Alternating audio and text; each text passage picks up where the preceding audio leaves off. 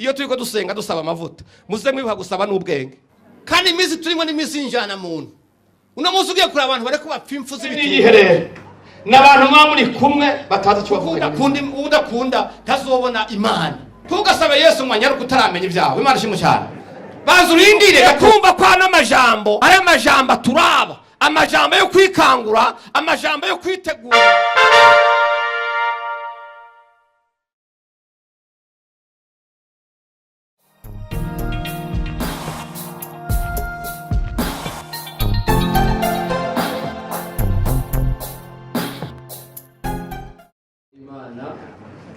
ijambo ry'umutwe tuja kwiga somo icigwa no kuvuga ngo mbega byo kumarira iki gutunga ibyo mu isi byose ukabona ubugingo budashira nico cigwa tugiye kuvuga imana ishimwe cyane reka rero dusome mu gitabo cya Luka igice c'icenda turasoma ku murongo wa 25 urupapuro rwa 79 mu isezerano rishasha haravuga ngo kandi umuntu byomumarira iki kunguka ibyo mu isi byose niyabura ubugingo bwiwe canke niyabwakwa bw'iciro tujabuke mu gice cya 12 aho nyene dusome kuva ku murongo wa 13 dushikane ku murongo wa 21 ijambo ry'umutwe riravuga ngo umutunzi w'igipfu maze umuntu wo mw'ishengero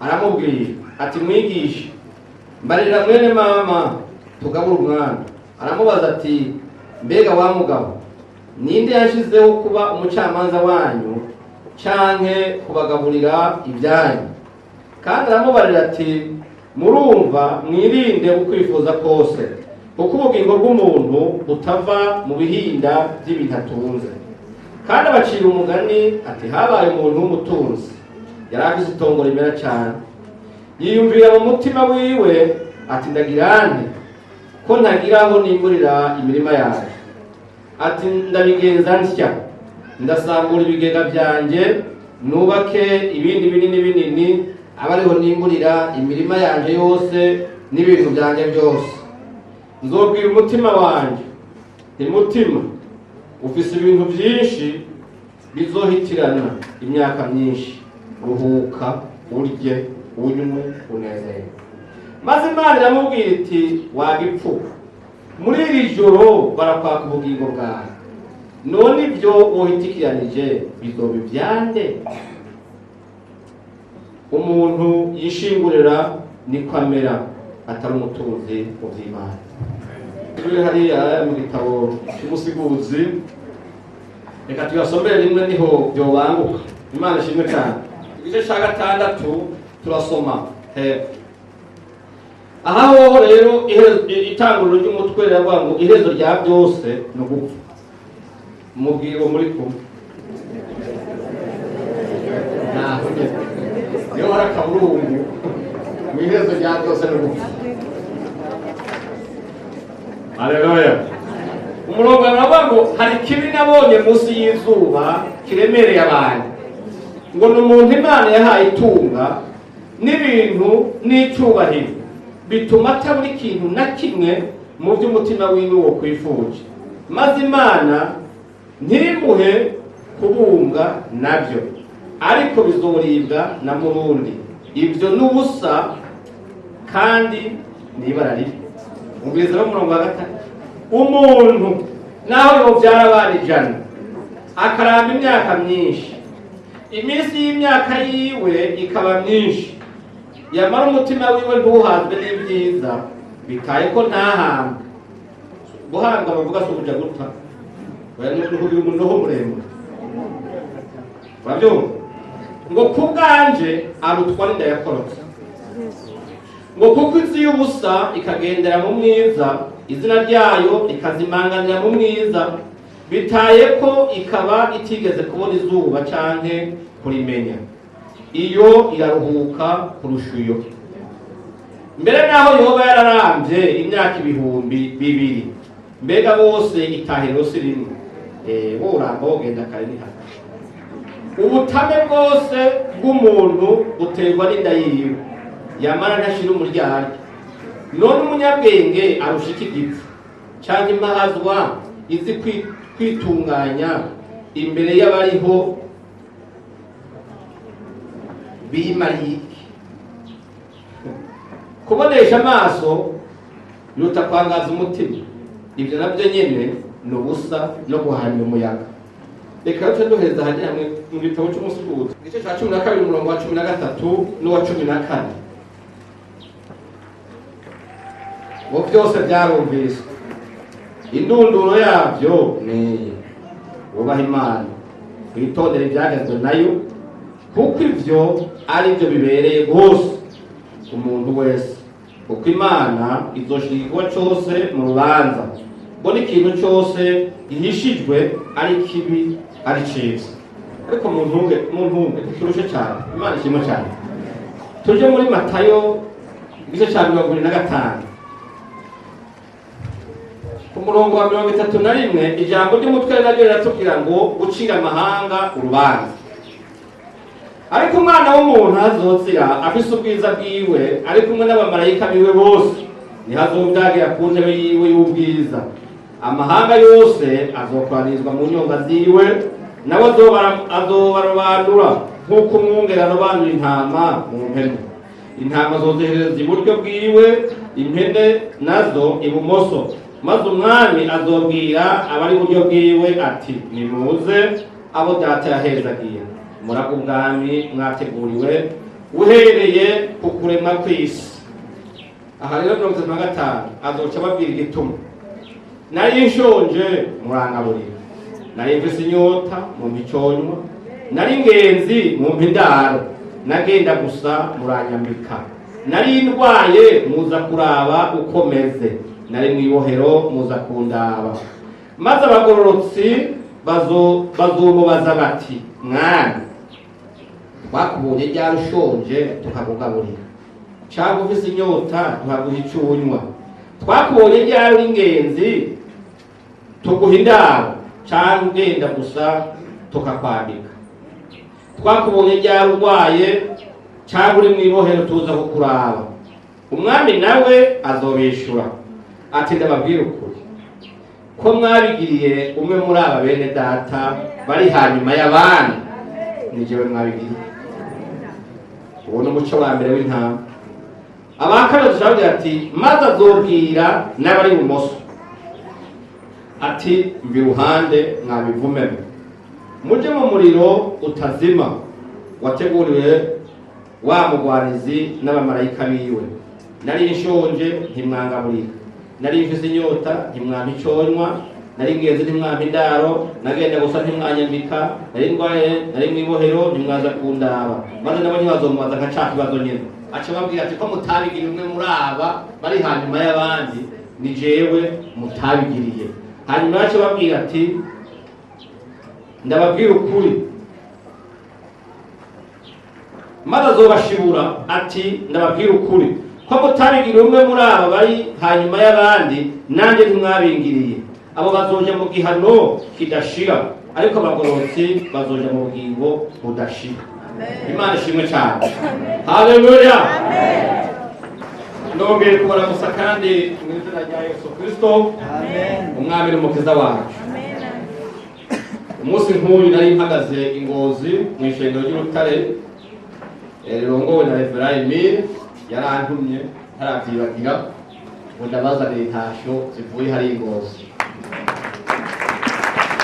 Imana ishimwe cyane. Rero tudatevye dusomye amajambo y'Imana hano mu gitabo cya Bibiliya yera. Imana ishimwe cyane. Aya majambo twatamusoma yo muri Luka, Yesu yaraheje kugaburira abantu 5,000 bahaze, bamerewe neza, banyoye, bari ku mibe atangorane. Hanyuma na Petero yarahejeje kwita Yesu ko ari Kristo, mpemu yamugendeye. Imana ishimwe cyane. Bari banezerewe cyane bari kumwe na Yesu. Hanyuma Yesu arahindukira abona ko banezerewe nuko bariye kandi bahaze.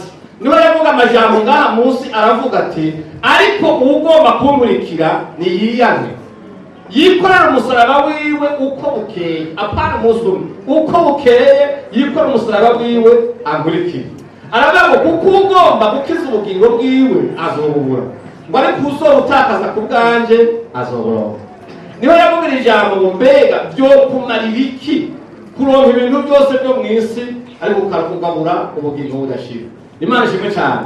Avuga n'iri jambo rikomeye hamusi, aravuga ngo kuko utazokubahuka guhaguruka ngo ashingire intare mu isi y'abariho, nanjye bizongera isoni kumwemanga igihe zogarukira ni mu bwiza bwa data n'abamarayika biwe. Imana ishimwe cyane. Haleluya. Ariko arababwira yuko mu bisanzwe mu rugendo ruja mu ijuru si ukurya no kunywa gusa, ashobora guca no mu bikomeye. Imana ishimwe cyane. Haleluya. Rero akiri karavuga byo yigiye imbere gatoya niho haduka umuntu mu ishengero. Imana ishimwe cyane. Haleluya. Kuko abantu bose niba bariko bumva ijambo ry'Imana harabumva ibyo bashaka. Imana ishimwe cyane. Ariko arababwira ayo majambo y'ubugingo, umugabo umwe arahaguruka ati mwigisha, mbe noneho wavugiye. Imana ishimwe cyane. Nta kuntu uyu mwene mama woduha isango ryo kugabura ibyo dutunze. Bwana sifiwe. Abantu basenga n'amatongo mu mutwe. Imana ishimwe cyane. N'imanza zitarasoma n'izitarashirwa mu ngiro zitarakurikizwa. Imana ishimwe cyane. Wewe ntiyari muri ibi by'urugendo ruja mu ireka, aravuga ati mwigisha, hari ijambo rimwe narindiriye kuri wewe naribuze, none ko turi mu rushengero twese na mwene mama mwe turicaranye, none ntacyo bivuze tuburana itongo kandi dufise ibisiga, nta kuntu wodutunganiriza ugaheza ukatugaburira. Niho Yesu yahindukiye ati mbe wa mugabo, ninde yakubwiye ko jewe naje kuba umucamanza wawe? Imana ishimwe cyane. Cyane ko jewe nje no kuza kugabura ibyo basona banje kuba barondereye. Imana ishimwe cyane. Hanyuma rero niho Yesu yace yibuka araca umugani, aravuga ati ndabacira umugani ngo habaye umugabo w'umutunzi. Uwo mugabo yari muri n'imworozi ndibaza. Imana ishimwe cyane.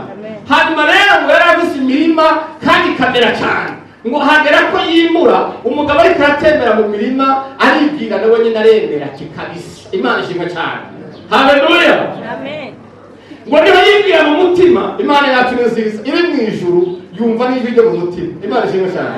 Ngo aribwira ariko aragendagenda, agwe yikubita mu gatuza, aravuga ati mbega yewe zobigira gute? Urabona umuntu rero zobigira gute agowe n'umugisha gusa, akikujwe n'abashonje batagira icyepfo cya ruguru, mbwa akagira ngo none ibi bintu zobigira gute, zikamubera ingorane. Imana ishimwe cyane. Haleluya. Rero muri icyo gihe ati nurero yigirira imigambi ati nzoca nangura ibigega kugira nimburiremo byinshi, hanyuma nzogira gutya, hanyuma nzogira biriya, hanyuma nzogira biriya. Ngo acarunama yibwira ku mutima ati mutima wanjye nezerwa,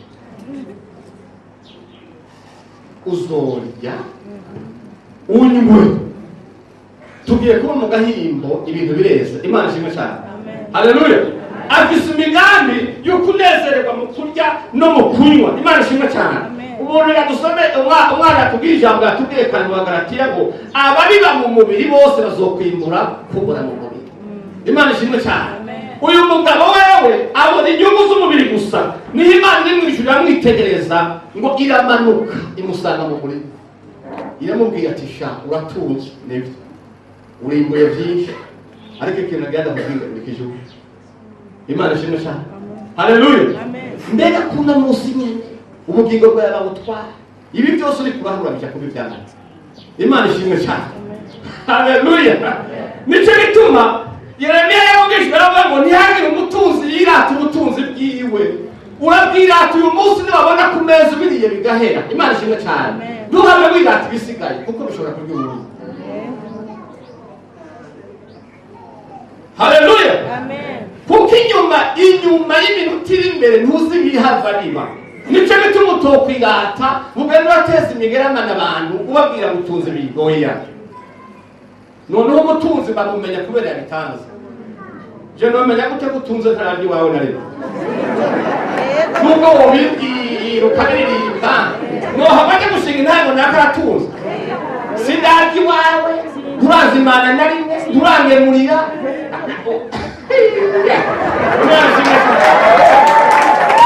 Haleluya! Namatu wakijujuwe uno musi bila ubuzima tayari. isahani yo kurya. Imana ishimwe. Haleluya. Kandi abatunzi benshi niko byabaye. Imana ishimwe cyane. Hari abantu ubutunzi aho kuza guhezagira bwaje kumena amaso. Ubutunzi ntibwabaha ubwenge ahubwo ubutunzi burabayobye. Wanasifiwe. Bibiliya ijambo riratubwira ngo tuzotunga tuzogira umugisha. Ibyo ni isezerano duvuze ku Mana. Ariko itungo uko tuzorironka ryose niriza kukwegereza Imana siriza kutwigizayo.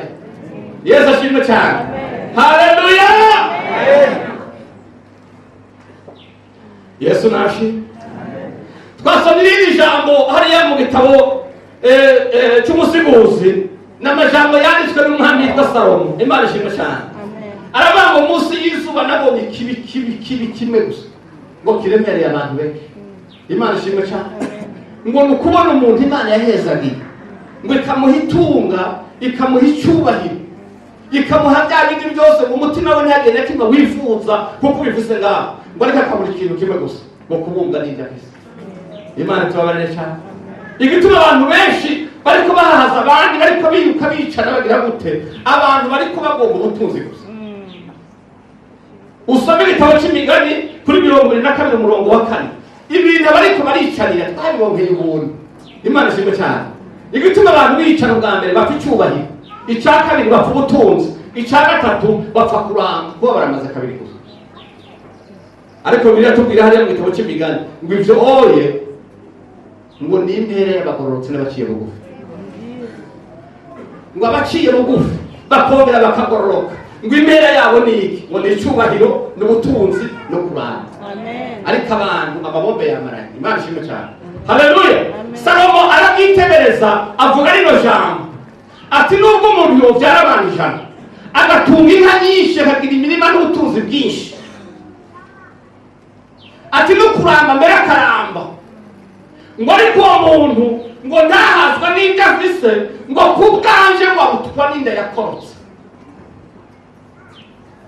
Uyumvira umuntu ashobora kubona valere yiwe yuko iri munsi ya valere y'anavoro ngo kubera iyo ndayo icyatumye igira agaciro ngo yaje hatabona igenda hatabona kandi inda yakorotse ntawe yibarusa murabizi. Hari uwayibonye none igenda izuko ikagenda uko. Imana tubabarire cyane. Haleluya. Yesu ashimwe. Aha nagomba kukubwira tubanze twige ku buzima bwa Salomo. Nagerageje kwiga ku buzima bwa Salomo kugira menye neza aya majambo yavuze. Kuko igitabo cy'umusimuzi ni Pilari karafata ubugingo bwiwe yegeranya iminsi yabayeho araraba ingene yayibayeho asanga yose yayibayeho nabi ukutabereye. Nicyo gituma yanditse igitabo cyo kwicuza kiri mu bwenge. Yesu ashimwe cyane. Haleluya. Bwana asifiwe. Amen. Salomo yanditse n'amajambo ntacyo yarabuze kuko Salomo yari umwami agira gatatu.